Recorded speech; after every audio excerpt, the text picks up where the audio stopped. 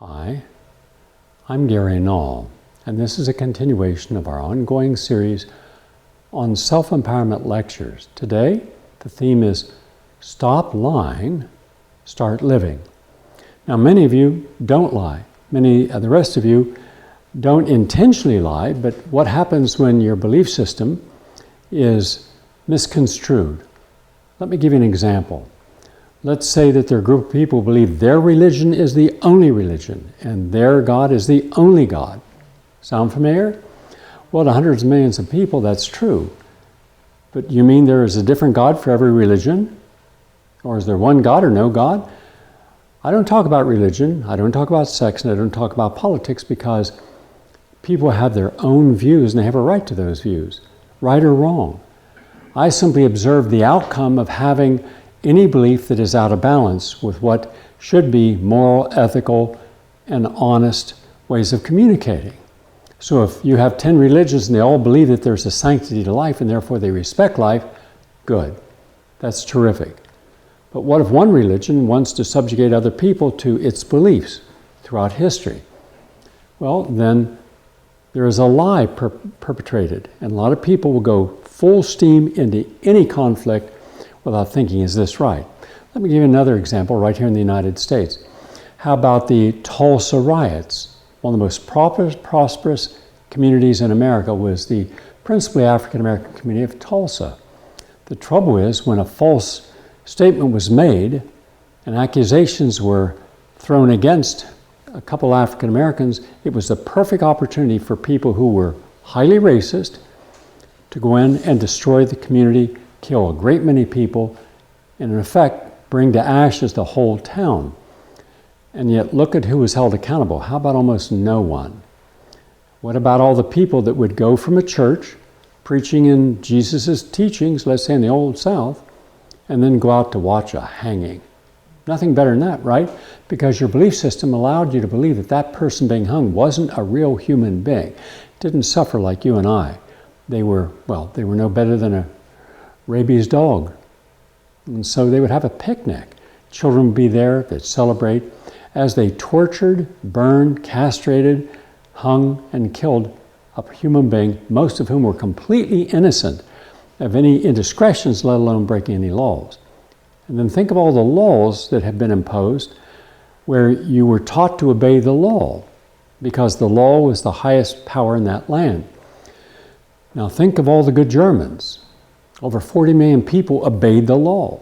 So when the law says that Jews will be excluded from teaching in universities, Jews will be excluded from the medical profession, Jews will be excluded from the scientific community, Jews will be excluded from having businesses even to other Jews, and therefore, because they were a challenge and a threat to the Aryan purity of the gene pool of those who were considered Christian, in fact, they would have breakfast. They would go to church.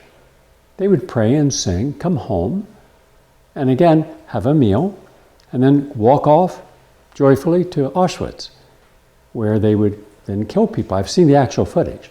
I've seen the footage of people, on the one hand, juxtaposing the atrocities of people starving to death and being brutalized, and on the other hand, people who were laughing and having fun. It was a Sunday, time to rejoice with family. That's just one of the extremes of people who are misguided and therefore don't challenge their existing belief system. What about all the people in the United States who think it's completely normal to eat whatever you want, as much as you want, as often as you want? Now, are these people misguided? Are they maladaptive? Are they propagandized? Are they commodified? Are they commercialized by people who profit from that? Because show me a way that someone cannot profit from you and suddenly you don't see interference in your life. You're not directed to go to line A or line B. It's assumed then you can make up your own decisions. And historically in America, we've always had political campaigns that have been extremely contentious. We've had lies and rumors spread about politicians, even going back to George Washington and John Adams, Thomas Jefferson, all of them, right up to the present day. In the last election, we were told that it was only deplorables that voted for Donald Trump. Okay, you're talking about 63 million people who are deplorable, And in their eyes, a deplorable was a redneck, racist, misogynist, homophobic person. Well, gee whiz, that means you don't have to show them any respect. And if you don't show them any respect, you can do whatever you want to them, you can call them anything, and there's no consequence. If there's no consequence, it's because you've dehumanized a person, you've demonized a person. But a lot of the people I've spoken with in my travels were lifelong Democrats. They believed in democratic and liberal principles. They were anti-war, they were for the common good, they were for common places, our national parks. They were for collective bargaining. They're the ones who were the backbone of almost 51% of all Americans in 1945 joining unions. And those unions made sure that it wasn't an imbalance where the corporate profits and the corporate power dominated and the workers' rights, similar to those in the 1800s in the Industrial Revolution, collapsed. No, we didn't have child labor because of unions.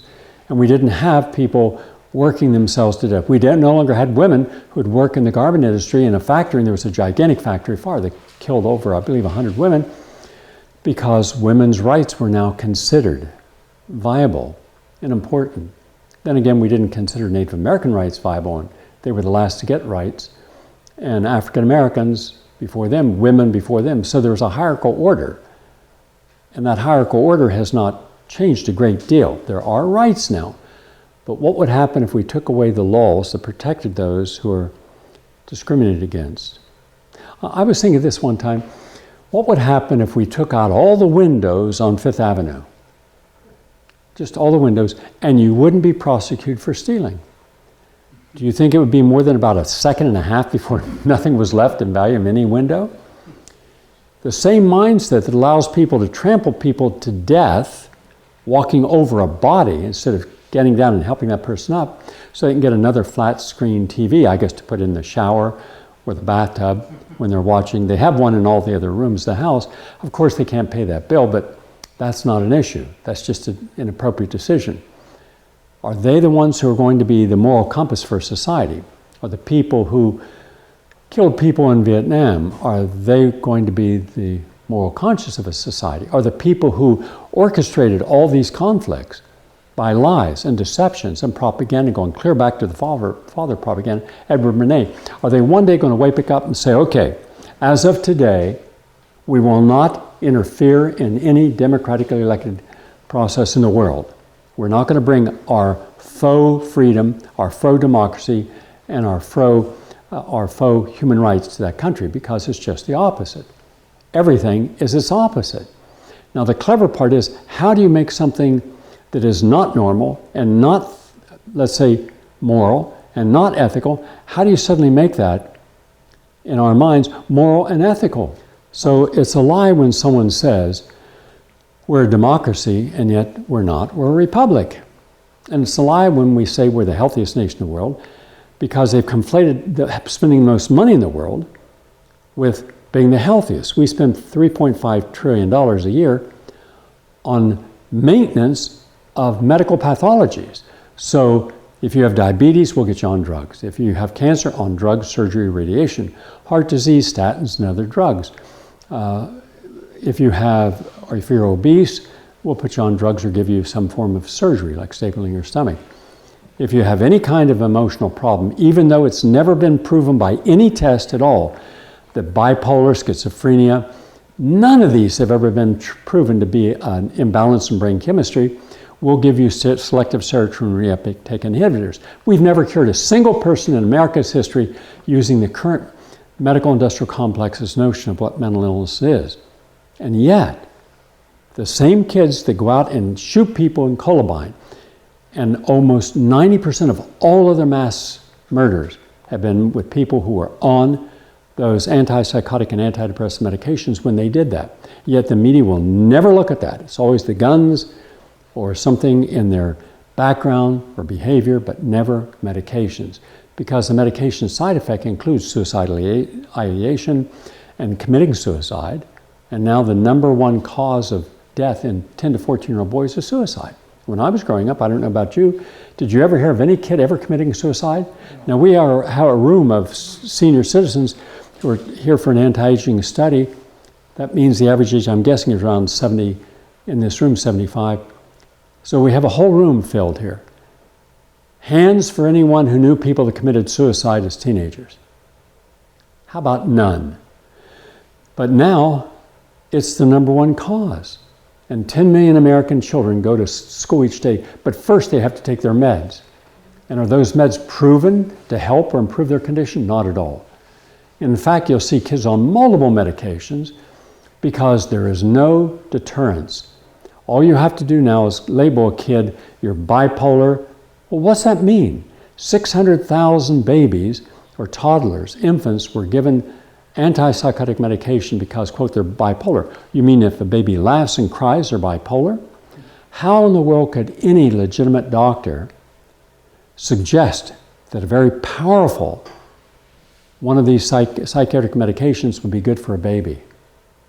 So that's what we become, an overly medicated society, overdiagnosed society, because someone's profiting from it. One of the people in the room here went to the hospital because they had a stomach ache. And they got a simple, quick, how you doing? Let's get you an ice pack. There was no medical procedure as such. And you were charged, you showed me the bill. Wasn't it about $10,000? Yes, it was $10,000. $10,000 for an ice pack on your stomach. And an IV. Oh, an IV, oh my God. A $1 bag of saline solution, I forgot. That's $9,998. I guess the ice pack is $1. Now that's purely unmitigated greed, but also it's a lie. Because it's a lie to say you're helping people in that emergency room when what if that person doesn't have insurance or savings? That's the #1 cause of bankruptcy for several years. Before it was medicine. Now, for about 10 years, it was home foreclosures and you couldn't pay your mortgage, so it was bankruptcy. And now it's back to medicine being the #1 cause. Did we ever talk about that? No. Also, 4 scientists, MDs and PhDs, all with an academic background, joined me 15 years ago because we wanted to ask a basic question. If we're spending all this money on healthcare, shouldn't we have good results, right? It's a legitimate question, but so there would be no bias, there were no opinions offered. It was strictly using the establishment's own scientific evidence. So if we quoted unnecessary surgeries, heart surgeries, we use the American College of Cardiology. If it was something done to the brain, American College of Neurology. So we only use peer-reviewed literature from their studies, and lo and behold, we found that medical errors, also known as iatrogenesis, was the #1 cause of death. Now the AMA had said it was the #3 cause of death, but they did not include sepsis. They didn't include, for example, something really easy to prevent, and that is ulcers on a person's body because they're not being moved, and they develop some form of bacterial infection, and then it becomes septic, and then they amputate, and frequently they die. So when you add in the infections they died from, including gangrene, and the malnutrition they developed from being inside the hospital, in 1 year we found that was 50,000 Americans, then it's #1, and could range anywhere from a low end of, let's say, 650,000 up to almost 1 million people per year. Now you'd think over the last 40 years, if it's shown that you've killed maybe 20 million of your own citizens, that someone would say, hold on a second, hold on. Before we continue what we're doing, shouldn't we at least be honest? Honest, there's your honest, about are we providing people with truly the best care they could get? Are we preventing disease? Do we have a preventive program?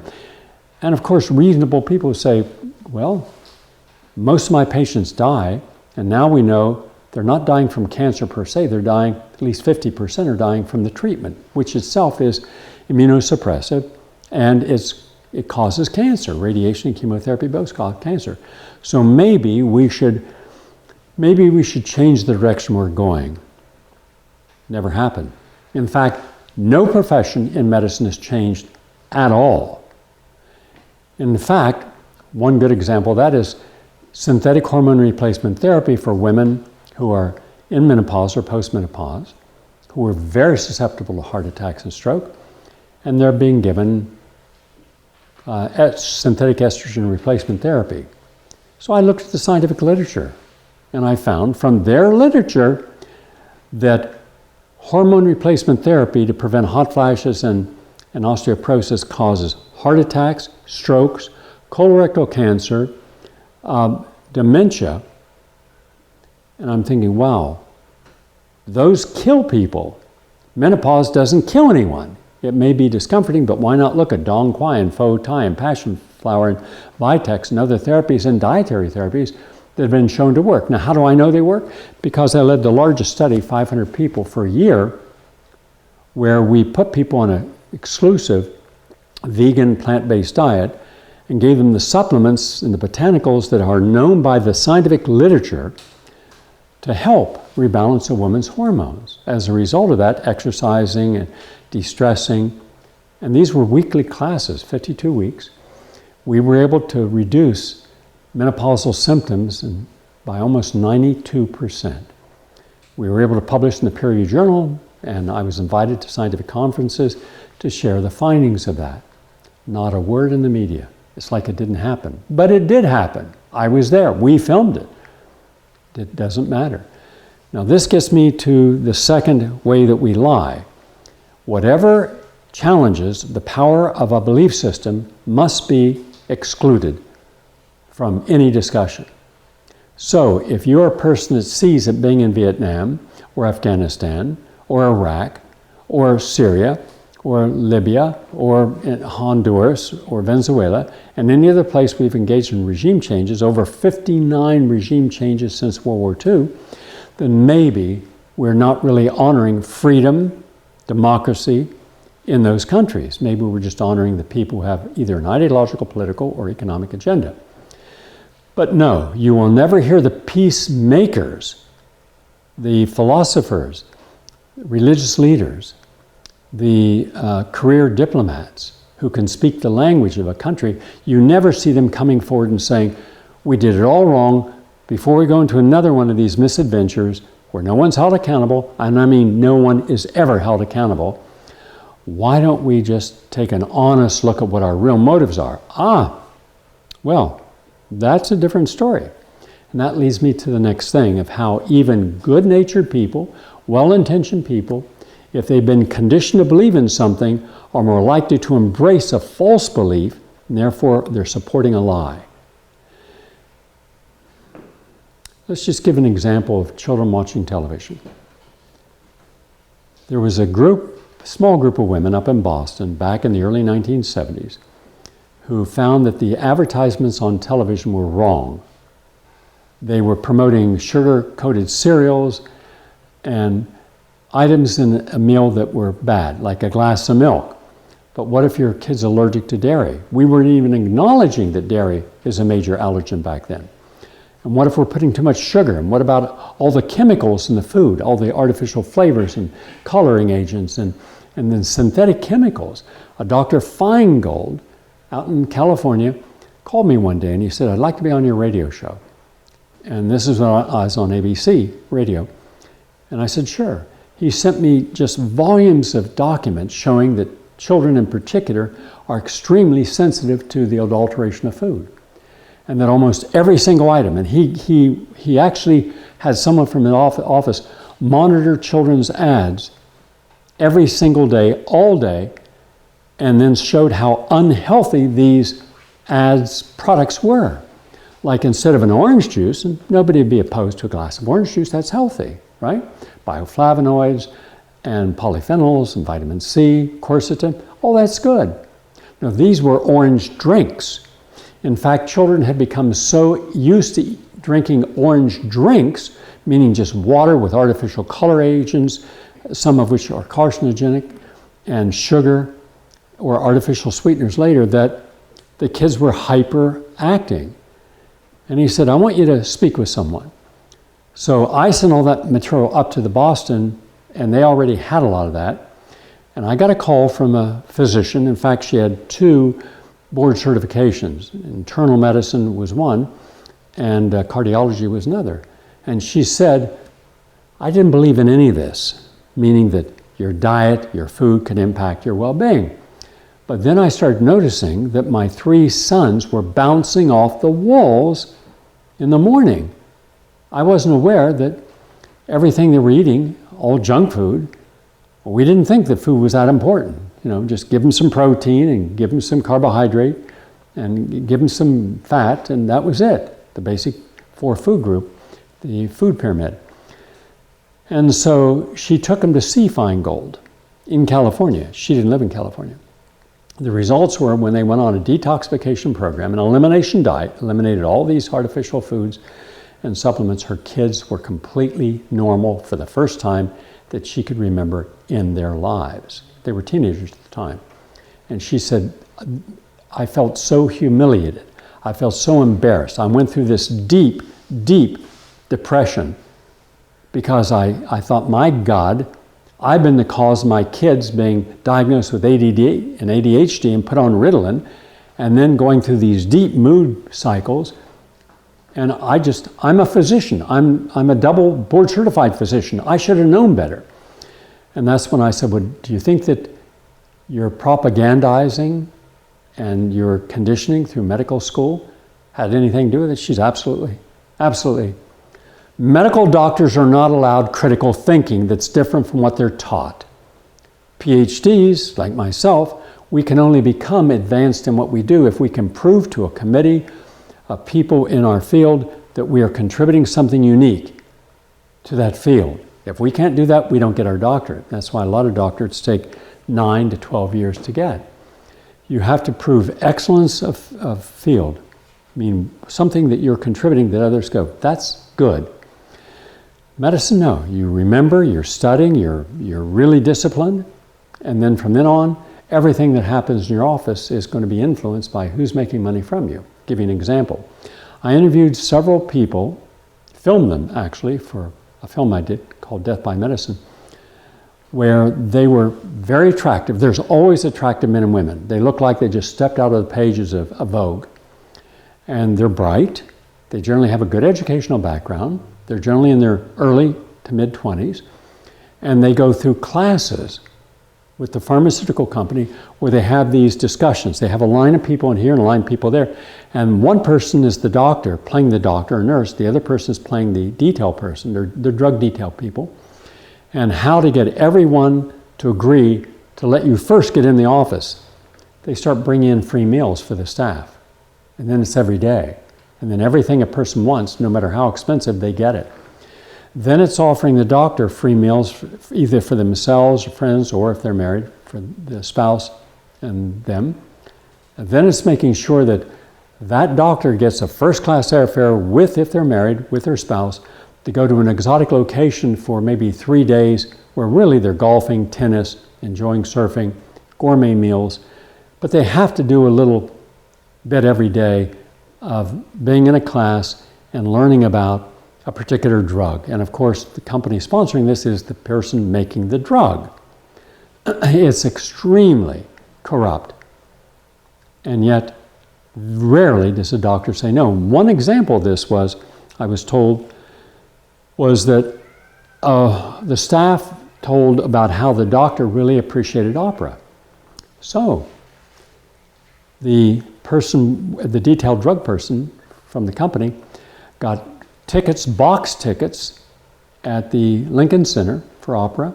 But before then, the most exclusive restaurant in New York, where they had their own private table, they were serenaded by a violinist, and the finest wine. They didn't ask for it, they were given the finest wine, which is over $1,000 a bottle.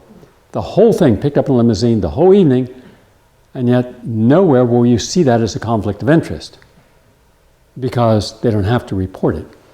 And they do all kinds of stuff, lectures, they get a stipend, honorarium. It's utterly corrupt from top to bottom. And yet now, because of the great work of Professor Angell, who was editor-in-chief of the New England Journal of Medicine for, I think, about 22 years, now at Harvard, she exposed it, but other people exposed it. So it's not as if it's something that everyone's arguing doesn't exist. Corruption in all areas of medicine exists. It doesn't mean that every doctor is bad or corrupt. That's not what I'm saying. I'm saying that the institution of medicine is utterly corrupt, and it's failed. When you have tens of millions of people who are dead because they trusted completely and 100% into therapy, and you're allowing 560,000 people this year to die of cancer, well, there should be some element of humility, because there, and again, that's a lie. How can you say you have the best therapy when over 500,000 patients die? I would say that you're being rewarded for your effort, but not for results. I'd rather see people rewarded for results. But then there has to be someone within a movement that says, hold on a second, stop everything. We're living a lie. We keep bragging about how we are the ultimate authorities on health, and yet we don't do anything to promote anyone's health. We're not advocating anything we ourselves don't do.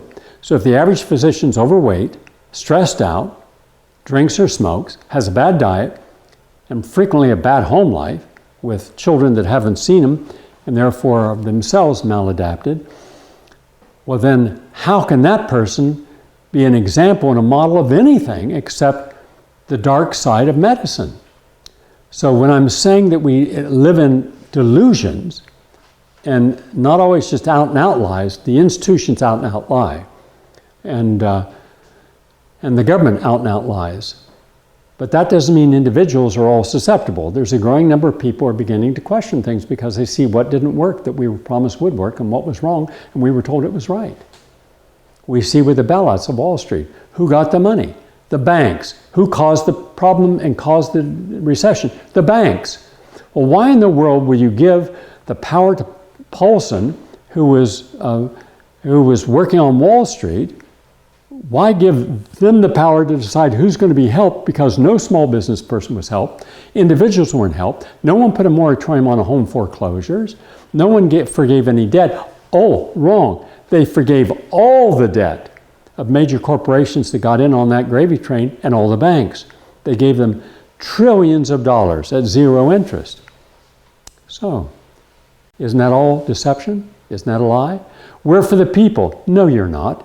We want to bring freedom to Libya. No, you don't. You want their light oil, one of the richest reserves in the world. All right?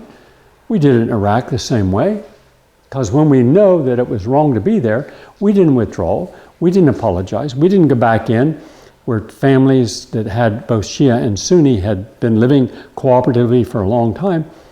We just left everything a complete shambles. We didn't go into any of the cities that had been in deep despair: Detroit, Compton, Camden, New Jersey, Newark. We didn't go into any Rust Belt city and say, you know something? Honesty, big reveal.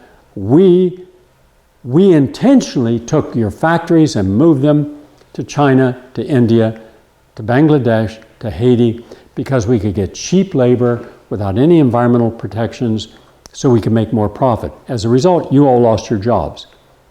We shouldn't have done that. We're called equity partners. We're called hedge funds. This is what happened. Almost 30 million Americans, working Americans, lost their jobs over a 30 to 35 year period because of this. And yet every president participated, Congress participated. No one says we shouldn't be doing this. No, we shouldn't be outsourcing our jobs. Now that we end up, the same politicians, same identical people go around and say, let's bring jobs back to Detroit. Let's bring jobs. You're not doing anything for the people here. You make a promise, kiss a baby, eat a hot dog, and wave, and off you go in your private jet. But you're an environmentalist. Private jet doesn't count, right? That's the world we live in. So when I'm talking about stop lying and start living, well, think of all the couples that have joined clubs by tens of millions that commit adultery. Isn't that a lie to the relationship and the sanctity of that relationship, marriage? Or yes, to me it is. And what about making sure that your kid goes to a private school for the best teachers and the best education? Well, isn't that a lie? If you really care about society, you're absolutely creating a bias. There is a bigotry involved, and frequently that is also a racial bigot, where you don't want your kid hanging around with people who are not in the same economic or, let's say, advantaged class. Well, why don't we actually address it for what it is? Why can't we just be honest? So you see, I can show you a nation of obese adults, obese children. I can show you the sickest nation per population on the earth, us. I can see us spending the most money in the world, so he can pay $10,000 for getting a $1 IV of saline solution and an ice pack for his stomach, nothing else. I can see a snake bite, whether it's poisonous or not, costing over $158,000. I can see simple surgeries that cost 1/5 in other countries and just as good, but everything is about looking at you as nothing more than a profit center. Now, do you recognize this? You have an opportunity to challenge me if anything I've said is exaggerated or untrue. So it's your turn. Anything I've said is untrue, call me out. Makes sense? Yes. Okay. Show of hands. Do you believe that what I've been sharing with you, based upon years of experience, including professors we have here and people from all walks of life, many of you very successful school teacher there, people in other professions, if you've seen this, then have you addressed it? Right? And when you tried to address it, you got smacked down, right? Because your students were the ones that you taught in your own unique way to learn differently, making the classroom fun, a living experience, a creative experience, and for having kids that were at the high end without cheating and without floating the standard. You didn't take an F student and an A student, suddenly they all got Bs. No, you gave grades based upon the quality of a person's work, and that's the way it should be. That's, by the way, did any of you growing up, were you able to cheat and get away with it? No. No, were you able to not do homework and say, I want an A even though I got an F? No. What would your parents have said to you? Go back to work. Yeah. No, our parents wouldn't have allowed us to get away with it. Today, parents see that their child has not gotten the right grade, they get on the phone and demean and curse, and even go in there and just beat down a teacher, physically beat them. Am I telling the truth or not? Step up here, please. Because I want you to hear this. And by the way, they have masks, and because we're keeping everybody as healthy as possible. No one, by the way, they've been in quarantine for 3 weeks, and not a single person here is sick. They're all healthy. But they're wanting to keep this just to give an example of what they can do when they go home. How many years were you a teacher? 10 full, complete years of doing the special teaching. Okay. Is it true that the system and all of its top-heavy administrators who contribute nothing to the teaching process or the students' advancement were part of the problem? That was the biggest problem, yes. Was it also true that the resources that you needed and your children needed, you didn't get? We couldn't get it. Okay.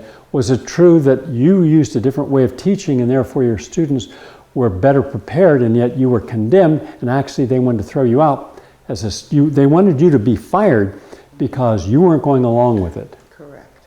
So they were teaching to the test, and you were teaching to the attitude, the critical thinking. Absolutely correct. Have you seen how utterly, completely, totally corrupt our entire educational system is? I have. Okay. And we have a chairman of a department here. Thank you very much. And a professor for years at a highly respected school. I won't embarrass her. But please, Susan, come up here for 1 second. Now, you've been teaching for a long time. I have, but it's a little bit different because I've been at a public institution. Okay. What do you say is the most serious challenge that schools, teachers, and students face? Well, one thing is for sure, for university students, getting out of school with debt, which most of these schools are just extraordinarily. I mean, people have hundreds of thousands of dollars of debt. I think it's one of the most damaging things for the rest of the person. Is that debt intentional? Yes. Harvard, Yale, Yes, Stanford. Yes, absolutely. They know what they're doing. That's why I feel I'm so lucky to have been teaching in the city university. But you're also aware how debt accumulates and everybody profits from that debt, including debtors' prisons. Everybody.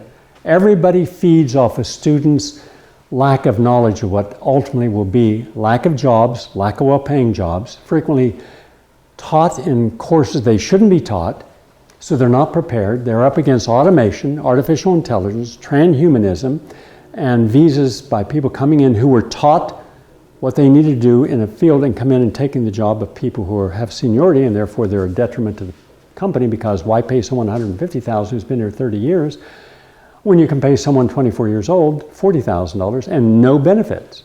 Have you seen this? What I see is a lot of adjuncts. Well, that is peonage. Yeah. I mean, we have a tremendous number of adjuncts, and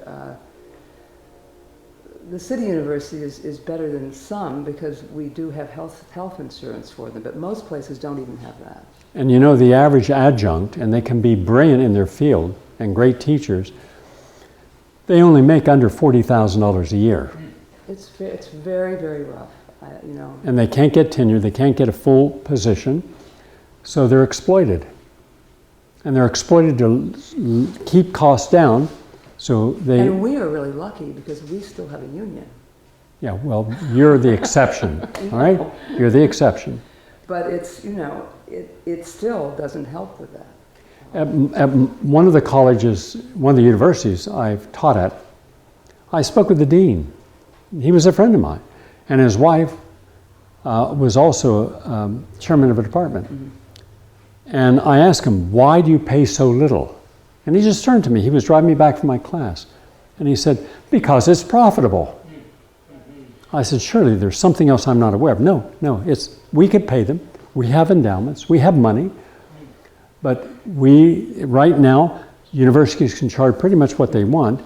And he said, the kids who feel that they need to go to this university because of what we specialize in, they'll take out the debt. And about 40% of the debt is held by the government. The government can forgive those billions of dollars. They choose not to. So I just wanted, you know, You've been through the system, you know how it works. Yeah, it really, I mean, I think it's just a shame. Good, thank you. So you've heard from a professor, you've heard from a teacher, and by the way, being a teacher, being a professor, myself, I can tell you that the entire system needs a complete overhaul because it's living a lie. It's not giving quality education to the average student. Also, the idea that you get a better education, you're going to be smarter, you're going to have better teachers at a private institution like Harvard than you would at a public institution, that's a lie also. But we want to believe in these myths because if you go to SUNY, a good school, all right, Hunter College, a good school, right? That doesn't look great on a resume. Harvard, Yale, Stanford, Columbia, Penn State, University of Chicago, that looks good on a resume. Suddenly, there is a bias, and there shouldn't be a bias when you're talking to people. If you want to have some capacity to judge someone, judge them by what they have achieved in a job before then, and their references, and are they qualified to do the job you have? And yet Wall Street and corporate America hires people based upon their resumes and how gold-plated that resume is, plus other things like, did the father give us an endowment that they build a building? I can tell you, any father that builds a building on a university campus, a hedge fund, a billionaire, their kids are not going to have the same problem getting into that school as the average kids. This is known. This isn't myth. So there's a lie. You know, we have quality education for everyone. We do not. You know. So I was simply curious about this question. So on the one hand, we lie a lot. Institutions lie nonstop. Is your chemical pesticide safe? Absolutely safe. Okay, so we trust it's safe. It's sprayed everywhere. Is DDT safe? It's so safe, we were told, that people would be in their swimming pools, at public swimming pools, or lined up, and you just get sprayed in this fog of DDT. I remember that as a little boy, right? And then we found out it's extremely carcinogenic. Then we found out that glyphosate is a carcinogen, but that also was only when, under Freedom of Information Act documents, the Monsanto's files that it had for years showing how toxic it was and all the things it will create came forward. Then Robert F. Kennedy and a couple other lawyers sued. They won 3 straight lawsuits, and that opened the door. Now they're almost, I just spoke with him yesterday, Robert F. Kennedy. He said like 49,000 lawsuits, and then it'll double. It'll be 100,000 lawsuits. All because they got away with lying until they no longer could. But how about all the people that haven't been held accountable yet? And how about those who have been held accountable and all they had to pay is a fine and go back to doing business as usual? You know, we wouldn't allow for organized crime members.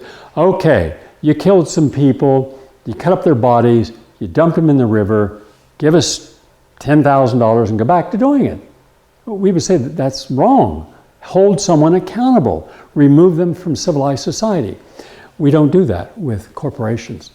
We say the individual's not responsible, the charter's responsible. When was the last time you heard of a chartered corporation, which is all corporations, losing their charter? That's a door they don't want to open, because once you start removing a charter, then all corporations are equally susceptible. So the solution, which is self-evident, Occam's razor. Occam, the 14th century theologian and philosopher, said, cut right through, get to the heart of it. Take away charters from corporations that defy the law and put people's health at risk, knowingly so. They shouldn't be in business. And yet, I hired two young lawyers, and after a year, they found hundreds of thousands of lawsuits from all the banks on Wall Street, the people that we say are the best and smartest on the block, and they found hundreds of thousands of lawsuits settled from pharmaceutical companies. In fact, they could find none that weren't involved in litigation and settling. Not a single person went to jail. They just paid fines and business as usual. So then we have a lie that all of us are held accountable by the same standard with laws. We're not. Clearly we're not. You know, we have shown that profiling of people of color is off the charts. But when was the last time you saw profiling down on Wall Street, where everyone who came out of a building, you profiled? Never happened. How about coming out of a Broadway play? Never happened. How about coming out of churches? Never happened. How about walking down the streets of Stamford, Connecticut, or Darien, Connecticut? Never happened. But in Harlem, Bed-Stuy, yeah, happens to be highly dense population of people of color, not just African Americans, but Latinos, Indians. Yeah, hundreds of thousands of times per year. Is that fair? No. Is that racist? Yes. Is that institutional racism? Yes. So how can you say that you are fair and equal as a judge, a prosecutor, a jailer, a police officer? No, you're a racist if you do that. Do you understand that? Is that reasonable or not? Mm-hmm. Yes. Don't tell me you're one thing and you do just the opposite, but I'm supposed to judge you by what you said you are instead of what you did. I'm going to judge you by what you do. And boy, we have a hard time. We lie. We don't accept the truth when the truth is challenging the primary beliefs that we've held. And that's why even with laws to end segregation, we still have racism. Now, I'm merely giving you examples up to this point. So when people say, we don't lie, yeah, we do. Collectively we lie, individually we lie, in groups we lie, institutionally we lie, at the government level we lie, the media lies, banks lie. Remember all the redlining they did? So if you wanted to get a loan for a home, you couldn't get one in certain areas. They wouldn't allow you to get one. And all the usurious loans, they wanted you not to be able to make payments on a credit card because they could jump up. And by the way, when you missed paying on one credit card, all your credit cards reset automatically to the higher level, even though you hadn't been behind on those payments. The system itself lies. But that doesn't mean, however, that you personally lie.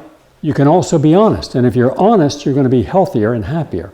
So let's go to the other side of the equation now. We've shown you the dark side of the equation. We've shown you the truth that we're too embarrassed to ever have a discussion on television or in a public arena. How utterly and completely corrupt those who are corrupt in the system are willing to be in order to advantage the system to themselves. Now there's another part, and you have to look at the opposite, and the opposite is a good picture. People still maintain their ethics, their morals, and their independent judgment, so they're not just a reflective part of a herd. They don't want to be a consensus. They want to be uniquely autonomous. Let me make up my mind for myself. Then I own the consequences. So the first thing we do is resist, and this is very important, resist following bad choices. And there's a moment in life where we're going to make a choice and we have to decide, is this a good choice And how so can I prove it? What is the proving? And this is a new concept I have also. It's called the proving. Did you cut the grass? Oh, it's done. Okay, did you do your homework? It's done. Did you clean up your room? It's done. I did it. And we accept that more often than not. We shouldn't. We should simply go in and see, was the grass cut properly? Was the lawnmower cleaned and blade sharpened afterwards? What, did they actually do their homework? And if so, to what degree? Is the room really clean? Did they clean under the bed, their closets, the bathroom? The things that any responsible person would look for, we don't. We take everything for granted. Are you eating? Oh, I'm on a good diet. There was someone who was here in October, and he had very debilitating conditions of pain from diabetes, had pain standing. You all who were here will remember him. I won't mention his name, not to embarrass him. But I helped him, and he left here being able to walk. He could actually walk, and he had no pain. He had neuropathy. So when he got home, and I said, now, are you going to stick with the protocol? 100%. You think I'm a fool? Okay, so I didn't hear from him for about 3-4 months. And his daughter called me and says, could you help my dad? He's got his neuropathy. Well, how did he get it back when it was gone? He tells me he eats salads and wild salmon, and he doesn't eat any wild salmon. He doesn't eat salads. All day long he eats ice cream, watches television, and that's all he does. And then when I took him someplace, all he did was load up with junk food, potato chips. So I get him on the phone, and I said, why'd you lie to me? You've been my friend 35 years. I've never once asked you a way of living. I never ask any of my friends because you're my friends. I care about you, and I respect that boundary where I cannot take my ideas into your life. I have no right to do that. But in your case, you invited me to put you on a program, and I did, and you saw the positive results.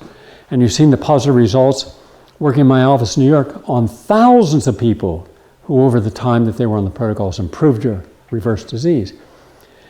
And yet your daughter is angry with you. I mean, she's really angry. She says, all you do is sit around all day, watch television, and eat ice cream and junk food. Well, I'm not sure that that's what I do. Yeah, that's what he does. So I said, when you can be honest with me, call me back. If you can't, then we're not going to talk again. And so it was about 6 months, and he called back, and he continued the wrong thing for 6 more months, and now he was really debilitated. And what angered him the most is he was losing his memory. Now, he's 71 years old, but he looks like death. So I brought him to my home, and for the next month I worked every day with him, and he got his health back substantially. 2 weeks after he got home, his daughter said he went right back to watching television, eating ice cream. And I said, that's it. There's no more magic numbers. You're on your own. And he just lied. Oh, I'm not doing that. His daughter, hearing him say he didn't do that, gets the phone and says, Dad, you're a liar. And who benefits from lying? You do, because you don't have to change. You're lazy, you're undisciplined, and you're an embarrassment. Because we have to come in here every day. We have to change your linens. You're incontinent. And he was incontinent and unaware of it. He ruined my couch in my guest house, ruined a mattress. Bamboo mattress, cost me about $4,000, allergy-free, all natural. He soiled it and was not even aware of it. So that's what happens when you choose not to be disciplined, when you choose not to have an authentic life, when you choose not to care about the outcome of the choices you make. So think well about your choices. Your choice could get you into a good relationship or not a good relationship. And think of the pleasure at the beginning of a relationship and think of the pain at the end of a relationship. All right? My suggestion is this. Have a wonderful relationship. Share everything you are with another person, but also be honest. Share your doubts. Share what you really need. Don't lie. And people lie all the time. All these dating services, everybody lies, right?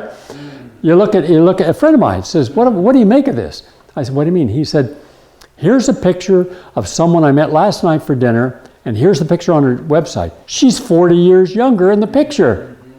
Here's this wrinkled old person I met last night at dinner. And I said, what's going on here? This isn't the picture. well, you know, if I told people my real age, there'd be ageism. Yeah, there's ageism. Be honest. Give me the chance to say it doesn't matter what your age is, but don't shock me like this, right? And yeah, and this goes on all the time. And then people lie about, oh, I love to go for walks on the beach. I'll listen to Beethoven on Sunday afternoon. Bullshit, right? Read poetry. Yeah, no, you don't. You haven't read a book in 20 years. Yeah, it's all just lies. You know, I love romances. No, you don't. You have needs. And someone else is there to supply your needs. Just be honest about it. What are your needs? Why are you really in a relationship? Now, that's the only way to start a healthy relationship, is know the consequence of an honest statement. Because if someone says, wow, these are what you really need, yeah, this is what I'm looking for. These are my fears and insecurities and uncertainties, and everyone in a relationship, sooner or later, they're all going to merge, you know, and one day you're going to wake up and you're going to say, whoa, what happened to that nice, light, fun, joyful person? Now everything is about your depression, your angst, your anxiety. You know, I didn't sign up for this. What only is when a person's been accepted, only when their level, their tolerance to use has gotten to a point where you can get away with being honest. Be honest at the beginning of a relationship. And if someone says, you got too much drama, too much luggage that I don't want in my life, good. You've been honest, they've been honest in return, it's not a fit. But at the same time, what if you have a lot of good things that you've done? And a lot of people do. I'm guessing about 5% to 7% of the American population are really together. No perfection, but a lot of good together. And they have mastered their life, not just a career. And so when you're around them, they're fun to be around. They're joyful. There's a lightness of being. They live like Fred Astaire danced. It's smooth. Right? Everybody else is resist, no, no, no, no, can't, no, I can't. I'm just asking you, do you want a glass of water? So with all that resistance, how are you supposed to flow? How are you supposed to harmonize? How are you supposed to find joy and creativity when everything you do is, first put me in a straitjacket? Why would I put you in a straitjacket? We're going swimming. Right? Because I'm a manic depressive. I have no self-esteem, and low self-esteem is really a big deal because it's almost no self-esteem. And I'm not fun to be around. I'm going to talk all the time about my feelings, my pain. I'm not going to change anything. Whoa, I don't want that. So be honest to yourself. What is the likely outcome if you make a bad choice in a relationship? There's going to be bad endings. So here's what you do. Before you get married, spend time being honest. See what you have in common that you can share that's positive. Agree that the things that make you different are not necessarily bad on either side. So you don't go in that area because you have no right to get someone to change, right? Then have a wonderful honeymoon, not a 1-week honeymoon where you're watching no computers, no cell phones. Just have all the sex you can, come back and immediately divorce. Because that's the best that relationship's ever going to be. From then on, it's downhill. What do you want sex for? We had sex on our honeymoon. That was 7 years ago. Well, just remember it. So we are having a lot of trouble with the consequence of a good choice. And more often than not, we'll make a choice based upon how we've been conditioned to believe that choice will come out. We become overly optimistic about our choices. If we're uncertain about the outcome, we want to be certain. Absolutely, it's going to work. It's going to work. Okay, and then it doesn't. And then your fallback position is triangulate blame. Make someone else responsible for the choice you made. Well, why not just look at what is the likely outcome of the choice? Just follow it through. And how do you know what your choice is going to be? The choice you're making will not be a good choice if you follow your constraints. We're going to end up with what we are unable to resolve in day-to-day life. That's going to be the choice. So that will help guide you in the choices you make. Next, do I engage in willful ignorance? Meaning, before I make a choice, do I actually think, what do I need to know right now that I don't know? And what can I do to bring myself to an awareness of taking a tiny little look at life like this, a pinhole look, and broaden it out till I see context, I see a larger environment, I better understand the consequences of a good choice. I'm intentionally aware instead of intentionally ignorant, because when we're intentionally ignorant, because we don't want to know the consequence, we don't want to know the outcome, we don't sure as heck don't want to know that our belief system on any level is wrong, because then we'd be faced with guilt and shame. Do I change it? Do I not change it?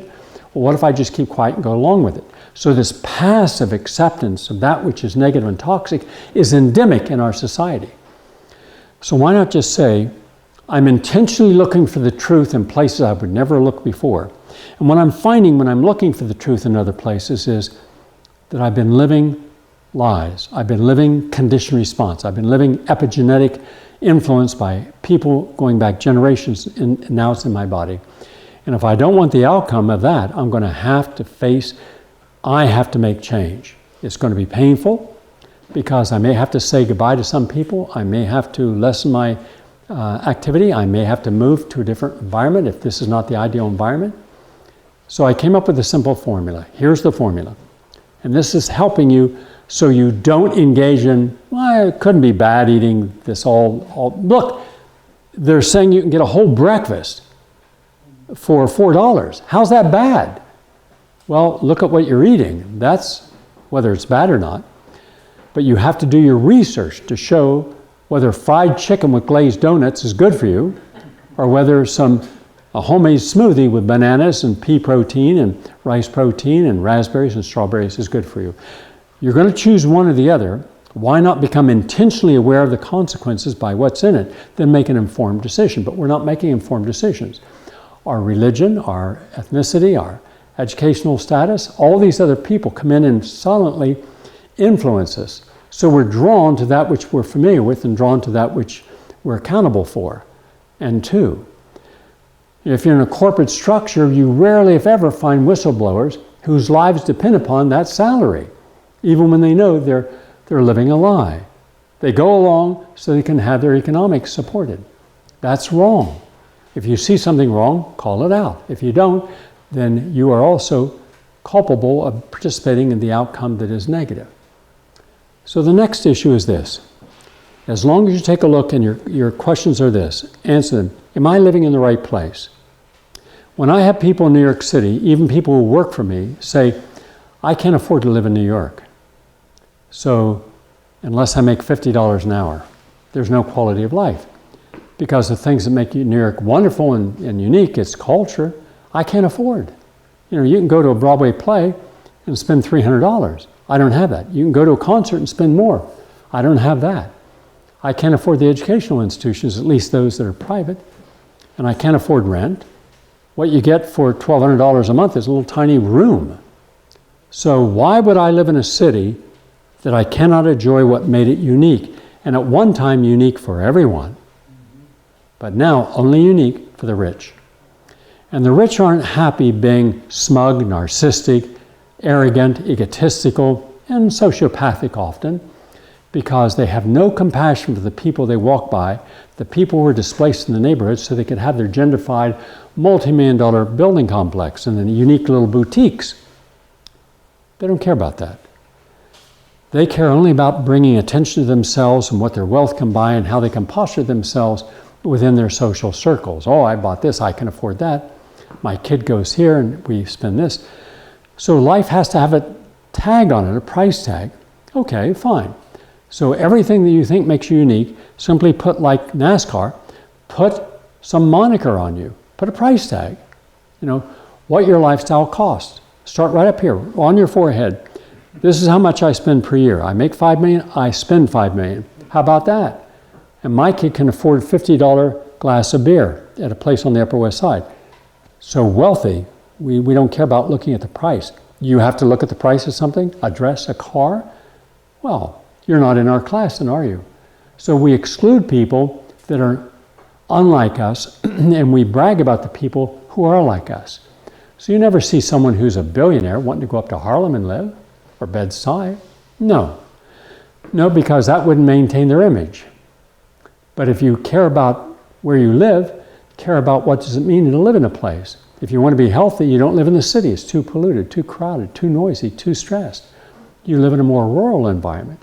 But people have been used to thinking that the only power to be is the power of living in a city and being a power player. When today we've completely dismissed all that because The internet allows us to be anywhere we want in the world and still communicate and still work and still share and still grow. Are you with the right people in your life? Do you have a good support system? Do you have people who can be honest with you when you step out of line and encourage you when you're doing the right thing? Do you care about them? Do you care about their interest and what makes them tick? Are you there to help them also? Is it all about you? So a good support system, being in the right place and at the right time. Some things were right at one time, but they're not right today. That time has come and gone. So why not see at this time in your life, where should you be? And don't use yesterday and all of your memories, because then we'd all be back in small town America, or small neighborhood, New York, or any other major city, on our block, where we didn't have to lock our doors, and there was little to no crime, and we knew our neighbors. There was a familiarity. That's never going to happen again. That's gone forever.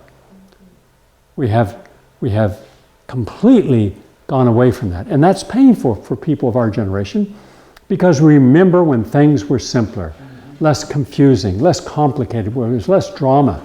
Yeah, people had issues, but they weren't issues like we have today. No one was committing suicide, and things were dealt with more or less by a community. And there were always elders that were there to help because we respected elders. Today, elders are dying alone and lonely and unattended to by the rest of society. And we call ourselves a humane society. Well, my goodness, you've got communities that earn $100 a year in Africa who care more about the elders and their children than we do in the United States in the billionaires building over on Park Avenue. So let us stop this unique exceptionalism that we are and realize that we're anything but exceptional. We have juxtaposed exceptional with selfish, greedy, insensitive, lacking empathy, and caring about only ourselves. So then also, do you have right ideas? Have you been living through everyone else's ideas, or do you have some of your own? And if you do, why don't you use them? And are you happy enough and balanced enough and together enough to make decisions to walk away from that which no longer serves and honors you? So when you look with intentional awareness at how to rebalance your life, then you're not living a lie. You're being honest to your authentic self. You're living a life based upon the principles you need, and hopefully you'll find other communities in this country where people are similar of mind, and they exist, plenty of places, and so you can share that. So you're starting a new chapter and leaving yesterday behind.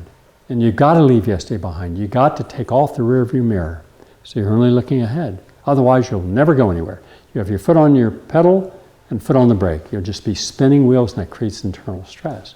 You got to surrender stuff in order to gain new stuff, new knowledge, new awareness, understanding new cultures and habits and behavior, understanding different ways of being healthy. That's one of the great things going to a farmer's market. What's that? That's purslane. Purslane looks like a weed. No, it's a crunchy, delicious, succulent vegetable, and put it in a salad. Well, I didn't know that. Well, if you never go to the farmer's market, you'll never know all these wonderful things that are locally grown. Next up, in order to make the right choices, to not lie about anything, just tell the truth. How about that? How simple is that? That's as close to reality as you're ever going to get. Tell the truth, even if everyone else is living by deception, propaganda, and covert or overt lies. And if you're rejected by it, I'd rather be rejected by telling the truth and knowing the truth than be accepted by continuing lies. Because I didn't support Vietnam, I didn't support Afghanistan, the Mujahideen, I didn't support the attacks in Afghanistan and Iraq and all the other places. I didn't accept how the inequality actually occurred right in front of our eyes. It wasn't hidden. Outsourcing wasn't hidden. Corporate control of our schools wasn't hidden. Privatization of everything wasn't hidden, because nobody cared anymore. And the small percentage who didn't have the power to change the power brokers' minds. So just tell the truth. If something is not right, it's not right. Think through it. Ask yourself, am I missing something? And if you do your homework and you see what the truth is, that if you want to be healthy, you got to live a healthy life. You can't eat junk foods and take a vitamin. That's not healthy. Stop living in any form of lack of intellectual, creative, and spiritual discipline. Just live an authentic life. One last one for this discussion. What do you accumulate, and how much time and energy do you spend on it? Because boy, we are focused upon accumulating things. The average person has a lot more in their life than what they need, and some people have massive amounts. We call them hoarders, but between a hoarder and a person that is overindulgent is the majority of people. Go into someone's attic, go into their basement, go into their garage, and see how much stuff they have. So how important was that stuff? What does that represent, having all that stuff? When I was in France the first time, a friend of mine, I was talking what I was wanting to do, see their lifestyle, and he went to his neighbors, and they were very hospitable. And I said, "What's in your refrigerator?" "Not a whole lot." "Could I see?" "Yeah." They opened the refrigerator. Not a whole lot. They were right. But unlike in America, where you've all seen the stereotype, you open the refrigerator, there's nothing really good there except alcohol, right, or beer. And you wonder, how's that person ever eat, right? There's nothing there. Well, here, they have healthy food, and almost always they go to a market, generally in the morning, and they buy fresh made bread. They hand select their vegetables that come in about 3 o'clock in the morning, and they set up these huge farmers markets, and they go through and they select everything, and frequently they'll put it in backpacks or in their saddles on the bikes. They drive it home. They like cheese, they like everything fresh, they like it organic, and so they also go to, like a woman says, "Oh, there's a farm down here, it's only 3 acres, but he has an enormous variety of stuff he grows, and we go there on Saturday, and whatever he has, we can buy at a very reasonable price." So we don't accumulate a lot because we're constantly wanting fresh. That's the key. But on everyone's table, I found grapes. They eat grapes all the time, which means they're getting resveratrol, a very important nutrient for the heart, for the brain, for anti-aging. They express themselves, hence they don't bottle up. You want to talk about 2 cultures that really express themselves. Well, 3. The French, the Italians, and the Spanish. You don't have to guess what they're thinking. They're going to tell you. They like you, they tell you. They don't like you, they tell you. They're very upfront. They're very honest. And you've got to be aware of that because there's no filtering to be politically or culturally correct. It's just boom. That's it. Here we disguise what we really feel, and as a result we get the reputation for being passive aggressive. "Hi, nice to see you. What a person, and did you know blah, blah, blah, blah, blah, blah." We talk behind people's back. Just say what you feel.